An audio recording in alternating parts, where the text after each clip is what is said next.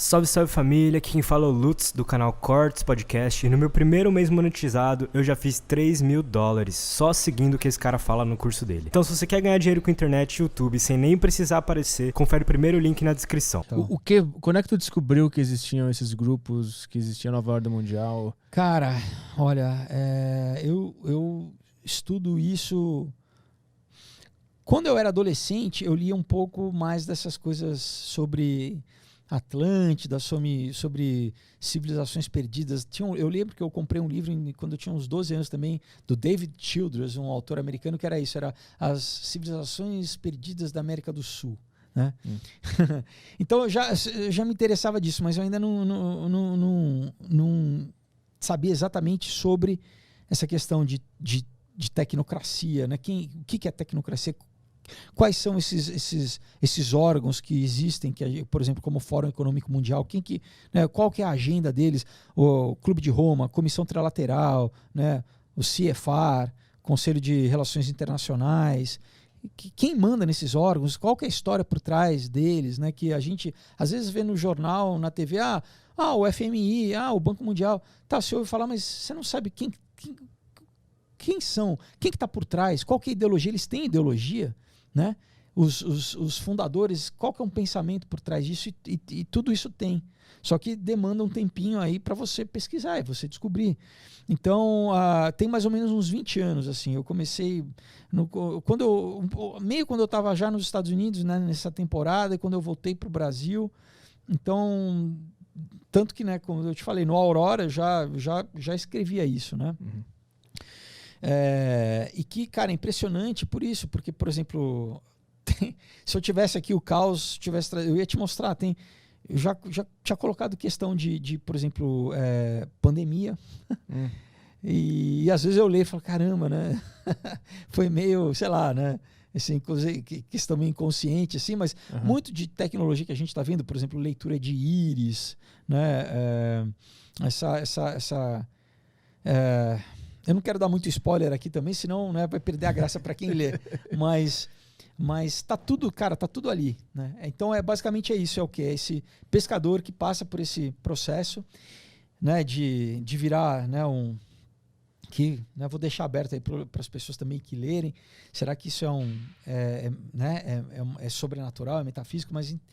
E ele começa a ser perseguido pelo governo americano e por sociedades secretas dentro do governo americano, né? Daí faz menção a Skull and Bones, né? Quem já ouviu falar. O que é isso? Skull and Bones é uma sociedade secreta baseada na Universidade de Yale, em Massachusetts, lá nos Estados Unidos. E é basicamente a origem da CIA. Você tinha o avô do presidente George Bush, Prescott Bush, que é um dos fundadores. O pai do George Bush, o George Bush Sr. também foi Skull and Bones. E é uma sociedade secreta, né? Que lá, por exemplo, o lugar lá no campus da Universidade de Yale eles chamam de a tumba, the tomb. É totalmente fechado, não tem janela. E pouquíssimas pessoas eles chamam tapped. As pessoas são iniciadas, são escolhidas, eles veem, né, quem seriam os alunos proeminentes e depois você vai ver quem foi Skull and Bones está em todos os lugares de poder nos Estados Unidos, nas grandes companhias, nos lugares estratégicos. Todos são diversos presidentes, como também maçons, né? Diversos generais americanos também são todos maçons. O objetivo dessas sociedades secretas é mandar no mundo, é ter o poder, é ter privilégio? O que eles querem? Bom, esse assunto aí é bem profundo, né? Primeiro, tem várias sociedades, né, ao longo da história, né? Por exemplo, Pitágoras, que a gente aprende na escola, né? O Teorema de Pitágoras, ele tinha uma sociedade secreta, né? Pitagórica, esotérica, na Grécia Antiga. As pessoas ficavam 5 anos com voto de silêncio para serem admitidos na escola pitagórica, né? Então, toda essa... isso também que eu apresento um pouco nesses quadrinhos, que muito do que a gente acha de uma realidade que simplesmente é científica, muito tem uma origem no que o pessoal chama de oculto, né? De ocultismo, assim. Alquimia, né? Por exemplo, a química moderna é toda baseada na alquimia, né? Você tem Como assim? físicos. Quer entrar no assunto das conspirações? Eu adoro.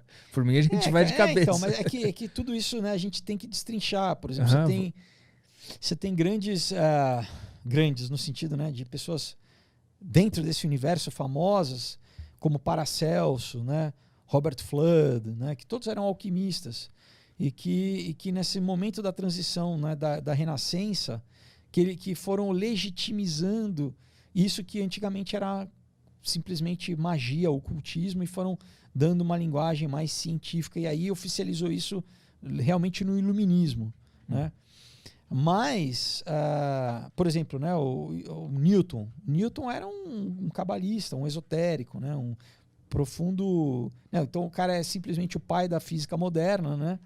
Ele escreveu Principia Mathematica, né? E onde ele, né, a lei da gravidade, tudo isso que depois foi reformulado pelo Einstein com a lei da relatividade geral, que também o Einstein era um profundo conhecedor de ocultismo, né? Ele lia, ele andava com uma cópia da Doutrina Secreta da Madame Blavatsky, da Teosofia. Então muitos insights dele ele tirou dessa questão.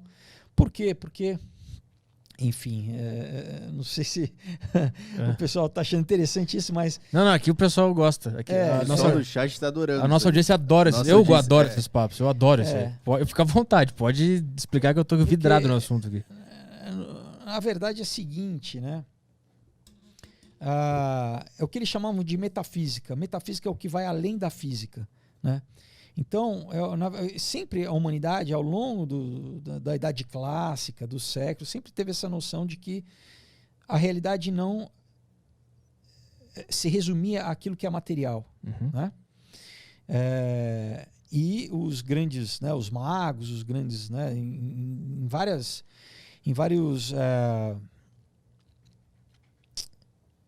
várias idades clássicas, vamos dizer assim, ou reinos, por exemplo, você tem desde do Império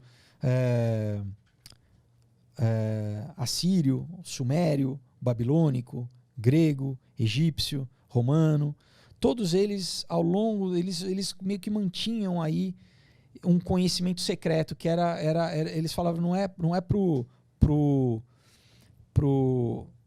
leigo, não é para isso, você tem que ser iniciado para você ter acesso a essa informação. Tá? Então, todos esses... Né, é o que antigamente eram os sacerdotes. Né, por exemplo, os sacerdotes egípcios. Eles detinham... Né, então, eu tive a oportunidade de ir no Egito lá, cara. Quando você vê a pirâmide pessoalmente, cara, você fala, é tecnologia. Entendeu? É tecnologia, pura tecnologia. Né? Então, o que a magia, a princípio, fazia? Era uma forma de você controlar a realidade. Né, manipular a realidade.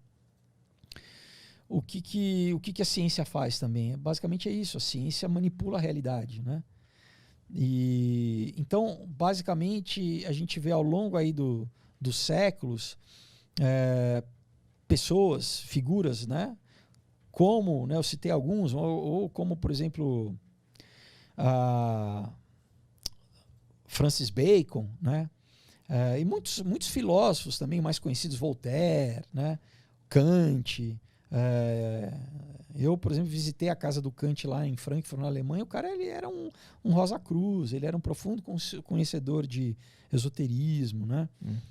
Todos, na verdade, conheciam muito disso. E o que aconteceu? Qual foi a grande virada, né, no iluminismo? Que não é à toa que a palavra é iluminismo, né? Porque a gente vê que a Revolução Francesa, que marca, né, historicamente, vamos dizer, a Idade Moderna, né, foi simultaneamente com a criação lá em Frankfurt também da Illuminati, né, do Adam Weishaupt, que era um judeu, né, convertido ao catolicismo, que virou jesuíta. Ele foi um advogado através né,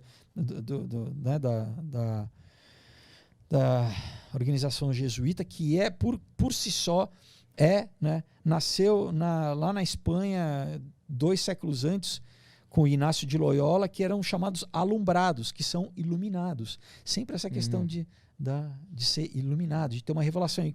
Enfim, ele também tem a história de como ele recebeu essa revelação de uma entidade sobrenatural, né?